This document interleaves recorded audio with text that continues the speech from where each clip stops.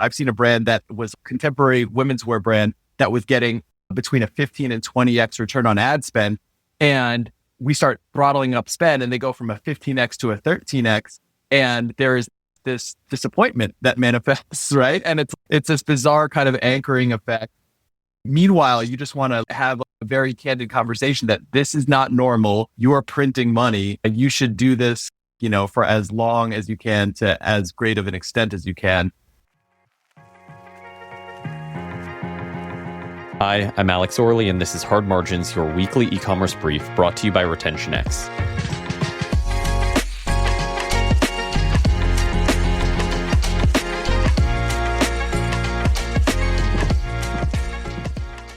RetentionX closes the loop from identity to insight to agentic execution, helping commerce brands understand customer value, identify growth opportunities, and execute against those opportunities through intelligent workflows and agents. Quick note before we get into it, if you've got a question, a comment, I'd love to hear from you. Email me, alex@hardmargins.com. I read everything, and the best questions tend to end up shaping future episodes. This week on Hard Margins, I'm sitting down with someone I've known for a very long time, Matt Nastos, co-founder and CEO of Maison Market. Matt and his younger brother Lexi started Maison Market out of his Upper West Side apartment back in 2014 with a pretty narrow mandate: drive e-commerce customer acquisition for premium brands. More than a decade later, that mandate hasn't really changed, but obviously the playbook has completely. Today, they run growth for roughly 100 brands, about half in apparel and the other half spread across beauty, fragrance, home, wellness, and accessories, with a healthy share based outside of the US. We get into a lot in this episode: why paid media is an accelerant and not a cure, how the slow death of wholesale has quietly reshaped the entire direct-to-consumer funnel for apparel businesses, and why Matt thinks creators are the new wholesale. We also get into what a healthy CAC looks like in apparel versus beauty, and why he's surprisingly bullish on the fragrance category. So without further ado, here is Matt Nastos. All right, Matt Nastos, thank you so much for coming on Hard Margins, the RetentionX podcast. I wanted to just talk a little bit about your background and what sort of brought you into the performance marketing space, and a little bit about your history. So obviously you've been running your agency for a long time, but take me through the machinations that led you to launch your own agency. Yeah, sure. Absolutely. And Alex, thank you for having me. Super excited to be on. So I'm one of the co-founders and the CEO of Maison Market. I started Maison Market about 12 years ago in early 2014 with my younger brother, Lexi. Both Lexi and I got our career started working in the fashion industry. He worked for the brand Theory. And then prior to Theory, he was actually on the men's buying team at the retailer Scoop, RIP, dating myself a little bit with each passing year. Yeah, the people that remember Scoop, that's a smaller and smaller circle. Gen Z will have no idea what I'm talking about there. But nevertheless, he kind of had both the brand and multi-brand experience. And while he was working at Scoop, this is back in, as a point of reference, this is back in like 2012, 2013. I was fortunate enough that pretty early into my career, I was thrown into the deep end of the pool. I started working at an e-commerce startup based downtown in Soho, and I started into the deep end of the pool in terms of learning early on about like customer acquisition and growth marketing. And at the same time, actually, to kind of bring us full circle here, somewhat serendipitously. So I'm working in Soho and I'm walking on, I think it was Spring Street, and I ran into a college friend who I hadn't seen in a few years. And he introduced me to your brother. Through Matt, I got to know a lot of emerging designers, got kind of plugged into the community there. And I realized that there was so many like up and coming emerging brands that wanted D2C and e-com to be a bigger part of their business model, but didn't have a partner like that they felt understood the industry and the machinations and the ebbs and flows of kind of like premium products. So I saw that as an opportunity.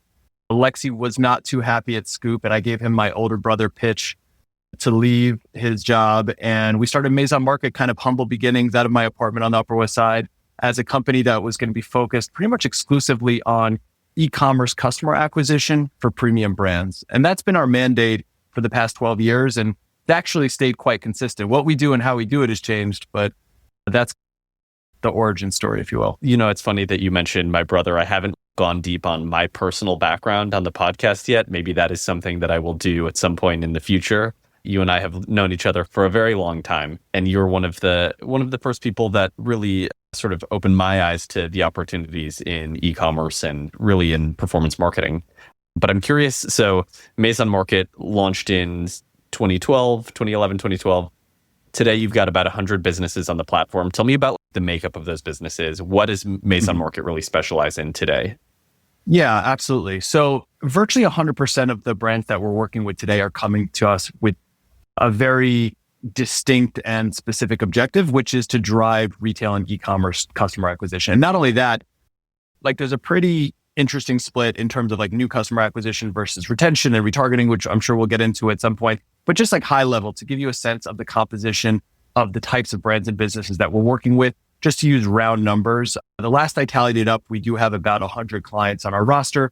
Of the 100, almost half are within apparel. And that spans across women's wear, menswear, kind of streetwear, and then also categories that are more niche like outerwear, resort wear, things of that sort. That's 50%. The other 50% is kind of the other premium category, usual suspects. So that might be beauty, fragrance, home, wellness, accessories, footwear, etc. So all kind of premium products. They tend to be more considered purchases rather than impulse purchases, which also kind of has an interesting ripple effect in terms of the consumer behavior around that.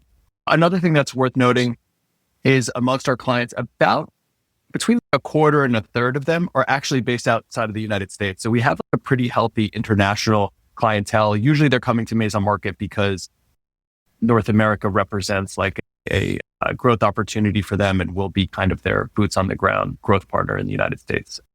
So yeah, that's kind of from a high level what the composition looks like. What's the vantage point that Maison Market gives you across these categories that enables you to drive more efficient growth and more efficient retention for these businesses? Yeah, I mean, it's interesting. There's a few things, obviously, that as an agency or service provider that sees dozens and dozens of accounts. What is always interesting, and I think that this is a huge part of the reason that brands work with agencies at all, rather than just obviously, there's always the kind of push and pull of should we in-house this? Should we work with an external party?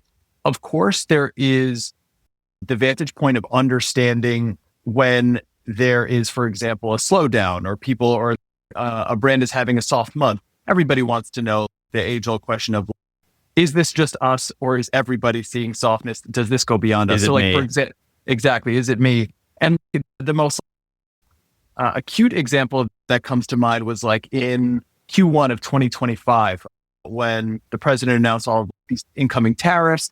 We saw, I think, in the 12 or so years that we've been in business, the biggest kind of grinding stop in terms of overall performance and shopping behavior that lasted. It didn't last the entire year. It was kind of like a Q1, Q2 phenomena, but I had never seen anything that in concert was so consistent. And I think that we were able to hopefully to our clients that we were working with, provide them with a semblance of not necessarily relief, but understanding in terms of what we were seeing beyond, the four walls of their accounts.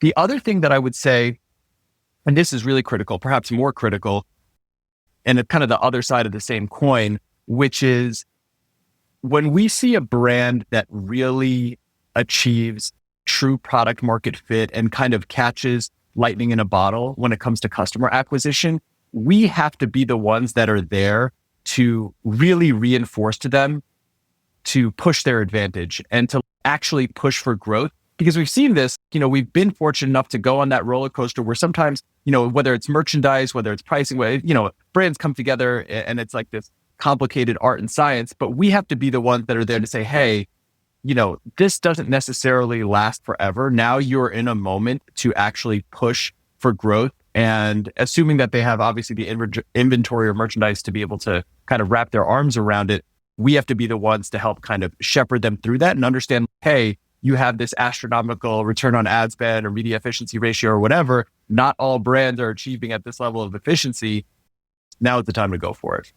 You find that there are brands that often don't realize that they've lassoed lightning to that degree? 100%. I think that's actually the norm. I actually think that a lot of brands, we have brands that we start working with and we turn on, like paid ads and they're getting double digits return on ad spend. And you know what's more common? is that a brand gets anchored at a very high level. I've seen a brand that was a contemporary women's wear brand that was getting between a 15 and 20x return on ad spend. And we start throttling up spend and they go from a 15x to a 13x. And there is this disappointment that manifests, right? And it's this bizarre kind of anchoring effect. Meanwhile, you just want to have a very candid conversation that this is not normal. You are printing money and you should do this, for as long as you can to as great of an extent as you can. But yeah, it's always an interesting limbo. It's funny. I don't know if you've followed the sale of Everlane recently, but I was reading something by the original founder of Everlane, Michael Pressman, the former CEO, where he said, apparel is challenging because it's the only category where you need to find product market fit every season. And you can look at a brand in a given season and they might have had product market fit last season, but they don't have it this season. And that, as a former apparel operator, really resonated with me and I think is deeply accurate. Obviously, you're really rooted in apparel and it's a challenging retention category, I think particularly on the women's wear side. But I'm curious about just growth for those businesses. And how do you see growth versus like expectations from operators when you start to work with them? And do you have a playbook that you run specifically when you're working with apparel businesses? Yeah, Lexi and I, we sort of stumbled into it in part just because it was the industry where we both started our careers. And apparel, like specifically, it has, I would say that those challenges also present opportunities in the sense that the seasonal turnover and the level of newness also gives you marketing ammunition. And right now, content and creative diversity is what drives algorithms on paid social. And just the sheer volume of collections gives you a lot of kind of bullets in the chamber. But with that said, going back to the Everlane founder's point, you do have to kind of achieve, I suppose that's a good way to put it. I hadn't heard him say that, but product market fit on a seasonal basis.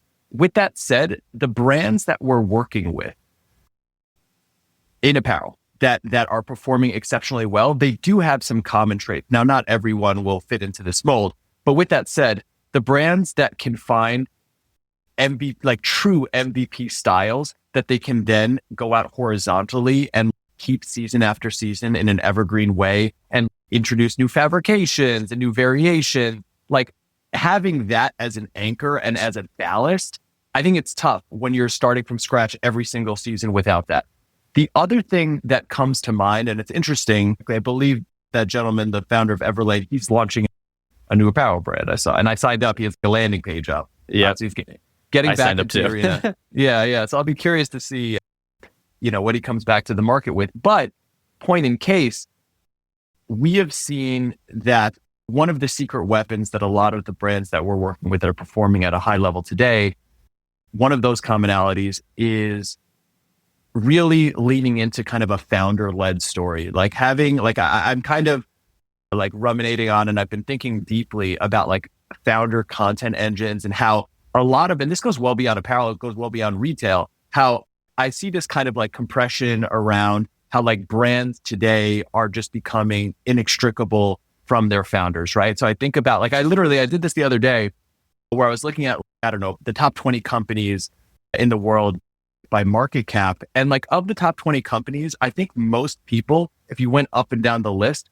could pick out like a face, the person who is behind them, right? So I was thinking about, NVIDIA and Jensen, exactly, and his leather jacket. The leather jacket.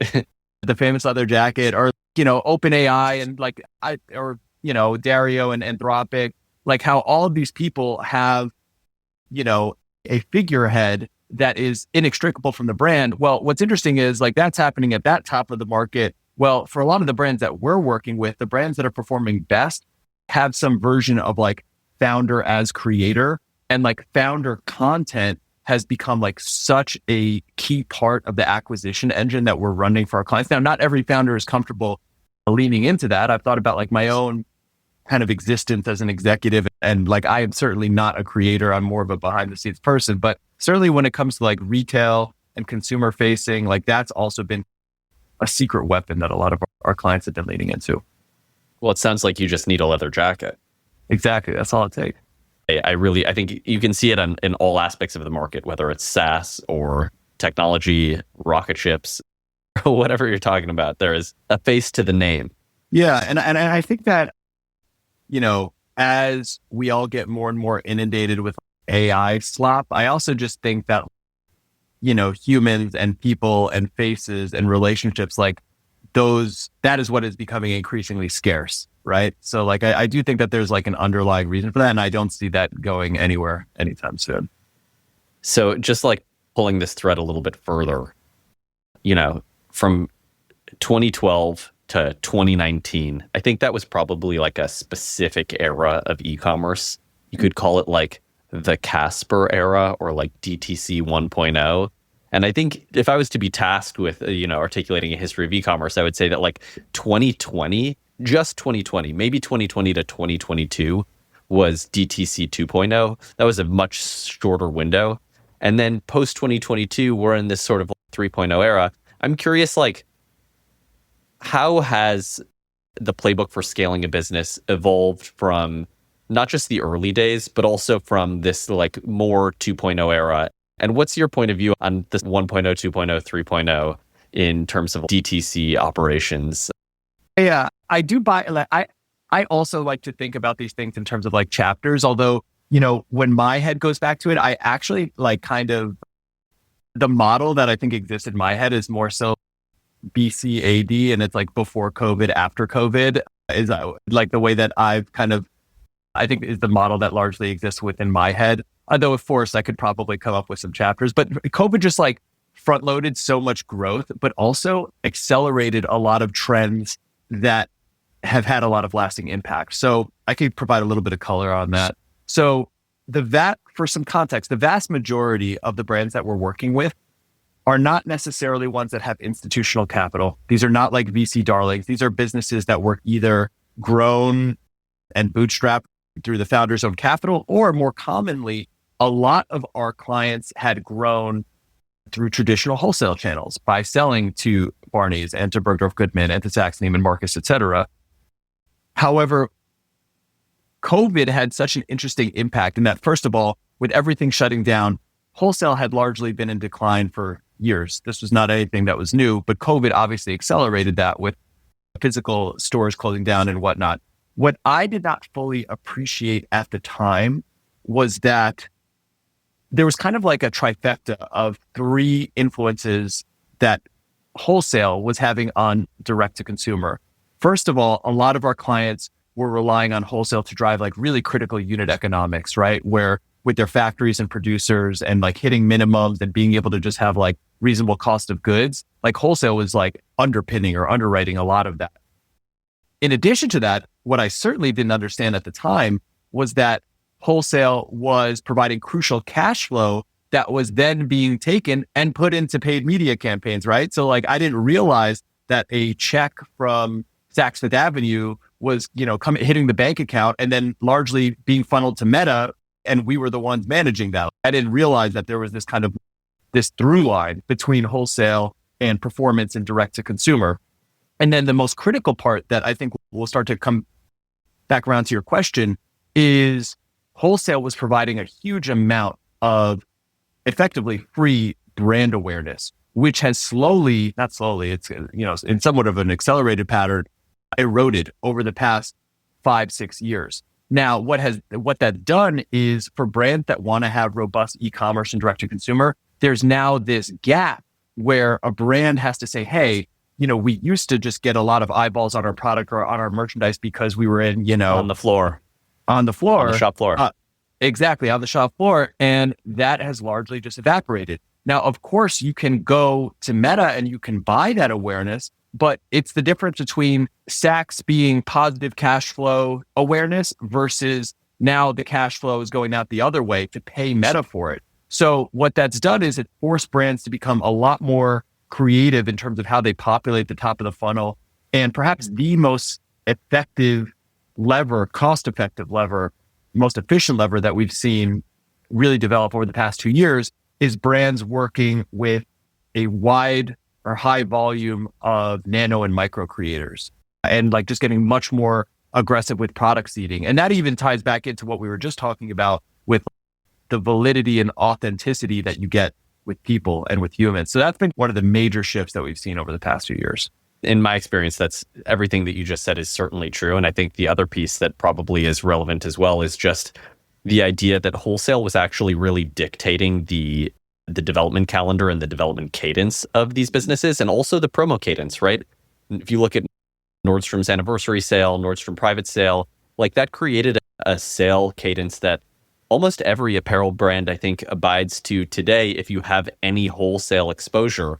And it's only businesses like Buck Mason that have, almost no wholesale exposure that can sidestep that promo cadence that you're kind of forced into as an apparel business. The chokehold that wholesale had on these apparel businesses, both, for good and for bad, it's really interesting to see how the dissolution of wholesale has impacted these direct consumer businesses. Yeah. It's definitely something that is still ongoing. But what seems to be the case is that, there was a pretty big, I think, culling of brands that did not have strong balance sheet in 20, 21, 22, and even into 23. But it kind of in only the strong survive type of industry right now, where from what I've seen, the brands that we're working with, and that we're able to sustain through a lot more of those like kind of tumultuous years are very well positioned, I think, to capitalize, because you couldn't have made it through those years without having a lot of fortitude. So I want to jump back to what you were saying about nano and micro creators. And I want to talk about it like initially through the lens of just Maison Market's offering. You've moved your agency obviously from primarily paid media to like more of a bundled offering. You have paid creator affiliate programs, you do email and SMS. Talk to me about the sort of the structural advantage for you guys of doing that, and how you think the relationship between these channels has evolved from like purely acquisition to maybe an acquisition and retention perspective. Yeah, absolutely. Well, part of it, going back to what we were just describing, was honestly just necessitated by the changes in the marketplace. We were running into enough headwinds with a kind of paid media centric approach that it became very clear that we needed to have other kind of tools within the toolkit for both acquisition and retention and retargeting. To give you a little bit of context as to our offering, and I promise this will not be a pitch, this will just be a little bit on my perspective, is it can be a soft pitch. I'll try to keep it light on the pitch. But yeah, my litmus test in terms of thinking about what Maison Market will or will not do for our clients has always been that I want anything that we could bring to a client to always have some form of attributable revenue. So that's in part, by the way, a big part of the reason that like for years we have not had any kind of like dedicated SEO offering and instead have focused more on SEM and paid search, is because I want to be able to go to an operator and say, hey, you gave me $1, we turned it into 3 or we turned it into 4. And I've always kind of shied away from things that have felt fluffier or obfuscated or more difficult to kind of draw that throughput or that through line to attributable revenue. So what's been interesting is, going back to the question, with affiliates and specifically like nano and micro creators, what has happened is that with the kind of onset of platforms like ShopMy and LTK and like other kind of larger scale affiliate networks, there's been way more incrementality that you can kind of prove out from creators. So it's just kind of like a maturation of that side of the marketplace. And what's interesting is we have kind of, in some of our pitch slides, we have started saying that creator or creators are the new wholesale, in part because they are that cost-effective top of funnel means of generating brand awareness. Another kind of like interesting heuristic or shortcut or way of thinking about this that I actually picked up from a colleague of mine, the founder of a women's wear brand, the way she kind of positions creators is creators, and just to be clear, creators, influencers, I'm sort of using these interchangeably right now, but now mix it up a little bit. She has said that the way that she thinks about these kind of third-party affiliate relationships is she bifurcates them into 2 buckets: creators and converters. Creators are the affiliates, the accounts that produce beautiful content, the ones that you would want to repost, the ones that you would want to use in your ad. Typically, they're very highly aligned. Their vibes are like, great, whatever. And that's really what their strength is and what they're effective at. Converters, on the other hand, are affiliates where maybe the content is not as pristine, not as aligned. Maybe this is a person that is posting like their outfit of the day and they're tagging 12 brands and like they're an affiliate that is like people follow them for inspiration. But these people, while their content is not as pristine, they drive a lot of sales. And occasionally you have this kind of like overlap in the Venn diagram between creators and converters. And then these are like kind of like your all-star brand ambassadors. But like thinking about what you're going to these different affiliates for and why has become like a really kind of critical distinction, because I found that like most of the brands that we're working with, they think mostly about the former. They're thinking about like, oh, I love her content, I follow her, et cetera, et cetera. Whereas there's an enormous pool of affiliates that have just like substantial commercial impact. It's almost like a dedicated creator funnel, right? And thinking that, okay, you're going to have top of funnel content that is about the brand, right? It's not about conversion. It's about what does your brand look like through the voice and through the lens of an individual creator. And then as you move down the funnel, it's less about the brand and it's more about transacting on an individual product, right? And I think that's what in any type of commerce funnel. Exactly. And yeah, that's exactly right. And it's been interesting by taking a role in the product seeding process. It's forced us to become far more integrated and understand like the merchandise itself at a far deeper level, which has been fun. I'm curious, broadly speaking, not just in relation to apparel here, what your perspective is on the influence of the creator marketplace on consumer businesses and how the evolution has impacted not only what happens in those channels, but like how you think about a paid meta strategy or a sort of holistic performance marketing strategy. Yeah, it's probably worth taking a step back and just talking about the individual channels here for a moment, because they are distinct as it pertains to each of these and their own ecosystems. So first of all, to give a sense for paid media, for the totality of paid media that Maison Market is deploying on a monthly basis, right now, ballpark numbers, about 60 to 65% of all of the media that we're deploying is going into Meta. Another 20 to 25% is going into Google, which of course includes YouTube as well. And then, the balance, call it 15%, is going into other channels that is far more client and brand specific. So that could be a mix of TikTok, Pinterest, Reddit, connected TV, et cetera. But all of that is to say, Meta and Google, at least in our universe, are still the kind of two kings of the jungle and the really dominant duopoly. As it goes back to creators, Instagram is like very much still like the home for those like shop my apparel centric, like higher price point, higher margin types of premium categories. TikTok is a completely distinct entity. It's almost more akin to a marketplace. Like I see people talk about TikTok in the same way, or brands think about TikTok rather in the same way that they're thinking almost about Amazon, in that like they have completely compressed the funnel within TikTok, where not only is discovery happening, ironically, the TikTok algorithm is so addictive and so effective at keeping people within the platform that they don't want to leave. And hence a kind of bolt-on TikTok shop has become like their main means of monetization. However, we've absolutely seen a pretty sticky ceiling on the average order value that people are willing to kind of check out with on a TikTok shop. So TikTok shops still kind of effective for like beauty, like sub $150 AOVs, but not yet kind of the home for luxury or even contemporary. That's interesting. Okay, so I think that's actually a really good foray into talking a little bit in more granular detail about some of the categories that you manage. So I'm curious, just like a little bit of a speed round. Women's apparel, what do you consider a healthy CAC right now? And how has that shifted over the last 12 to 24 months? Yeah, it's interesting. So in apparel, we still see, I mean, as you had alluded to, it can be a brutally difficult category. And specifically for D2C, return rates are just like unabating and still they can be extremely high. Consumer behavior with like people, buying 3 sizes of something and returning 2, if you're lucky, not returning all 3, is still something that can be immensely challenging. And for that reason, apparel is, for virtually all of our clients within the category, still very much focused on being first order profitable, as opposed to having, voodoo math on, hey, when this person purchases for the fourth or fifth time, will eventually be profitable.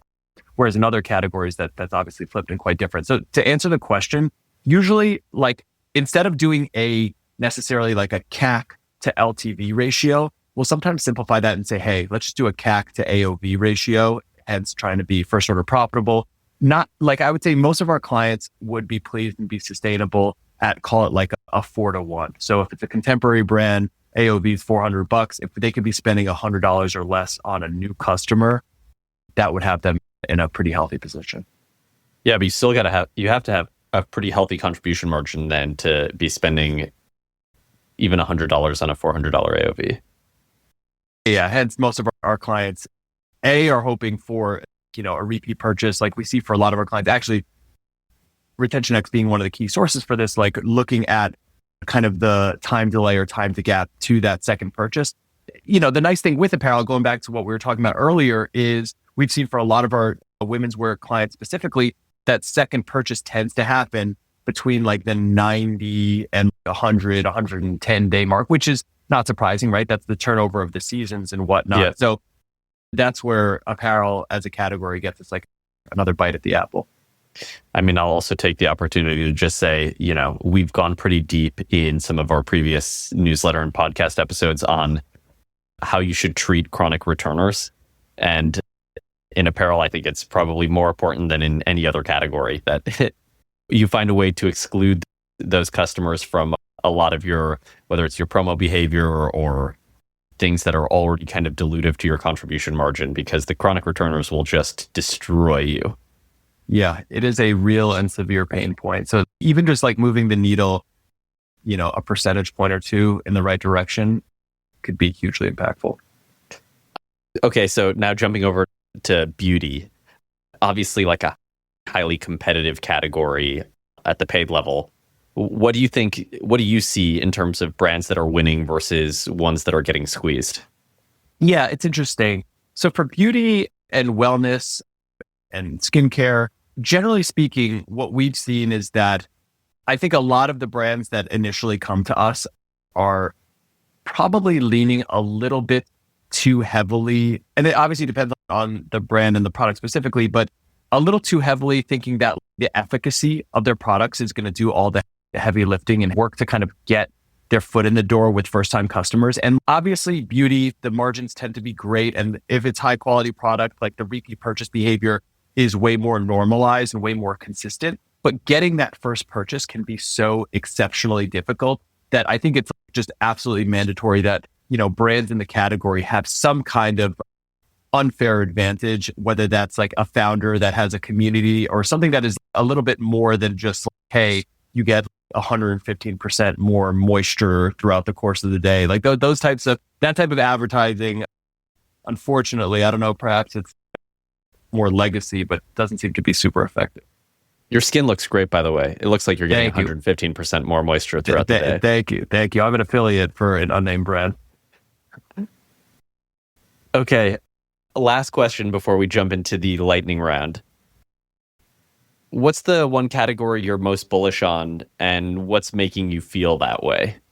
Just to clarify, product category or like a marketing category? Let's do both. Let's do product category and marketing category.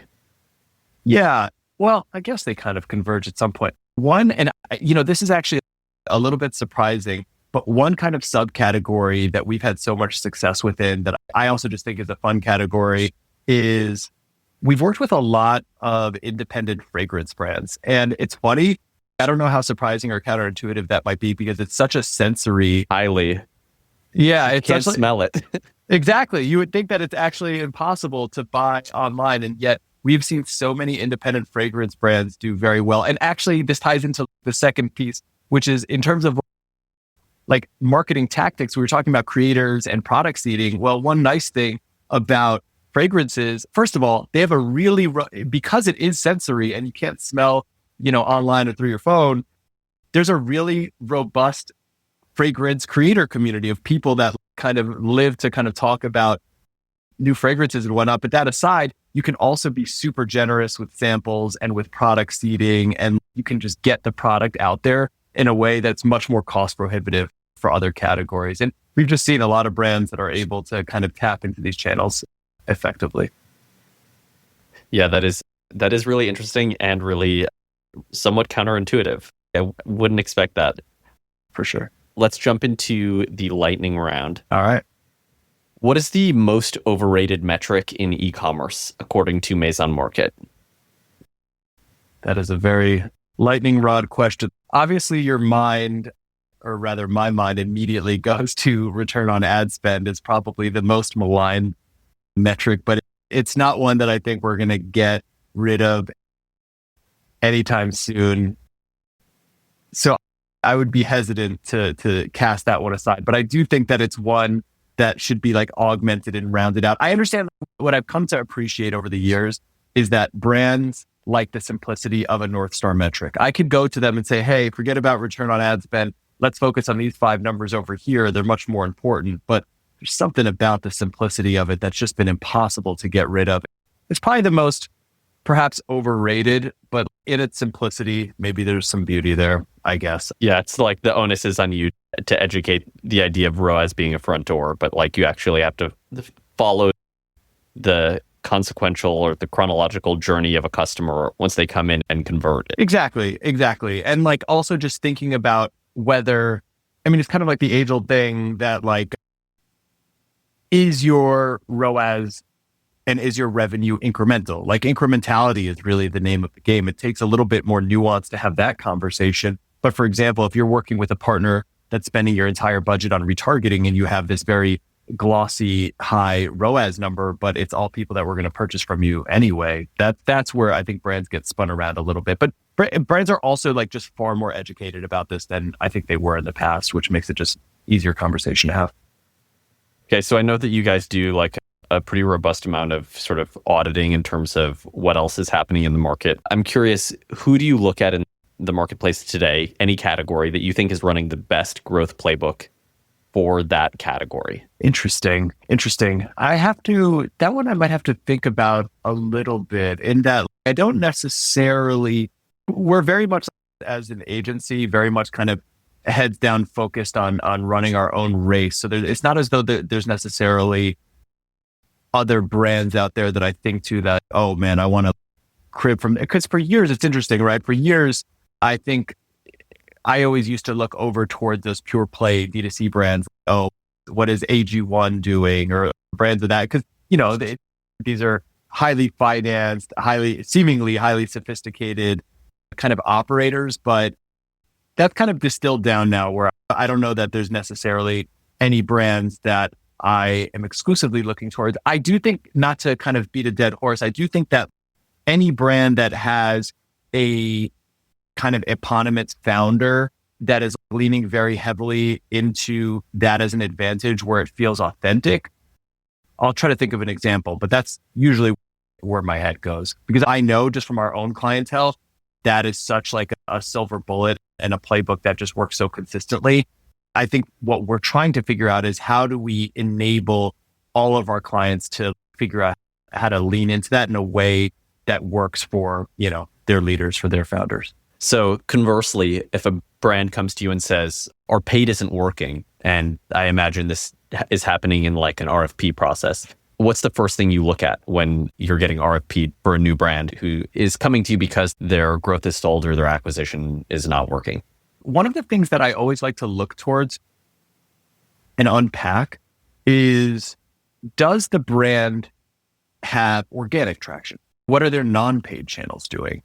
Like what kind of other cues can you take to understand, hey, does this brand actually have product market fit or desire from their target audience? One of the best and one of my favorite types of conversations to have is, you know, however many times a year, a dozen times a year, give or take, I might have a brand that comes to me that says, hey, you know, we've been heads down focused on building an organic following for the past 12 months, for the past 24 months. And we're at this point here. And now we're interested in like turning on paid ads and like ramping things up like that, like having an organic footprint and then turning up the volume on it with paid is great. That's one of the best and easiest playbooks to run.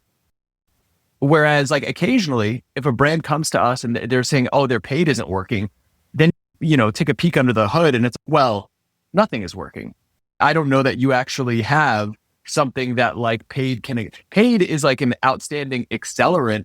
It can augment a trend, but if you don't have the merchandise and the product that people want to buy at a rate that's going to, be efficient for us as performance marketers, there's nothing paid or Meta is going to do to fundamentally change that. So sometimes it's about having a more open conversation.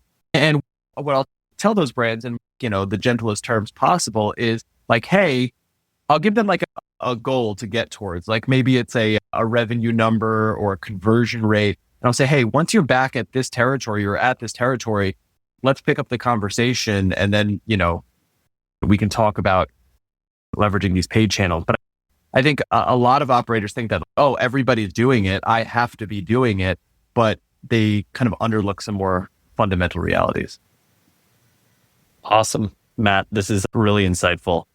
Last question. Someone listening to this podcast wants to get in touch with you because they want to start working with Maison Market. What's the best way for someone to reach out to you?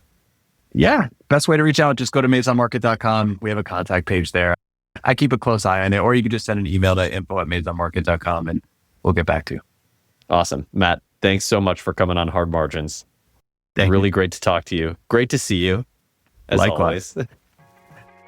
Thanks for listening. I'm Alex Orley. This has been Hard Margins, brought to you by RetentionX. If you have questions or topics you'd like covered, reach out, alex@hardmargins.com. I'd love to hear from you. I'll see you right here next week for our regularly scheduled programming.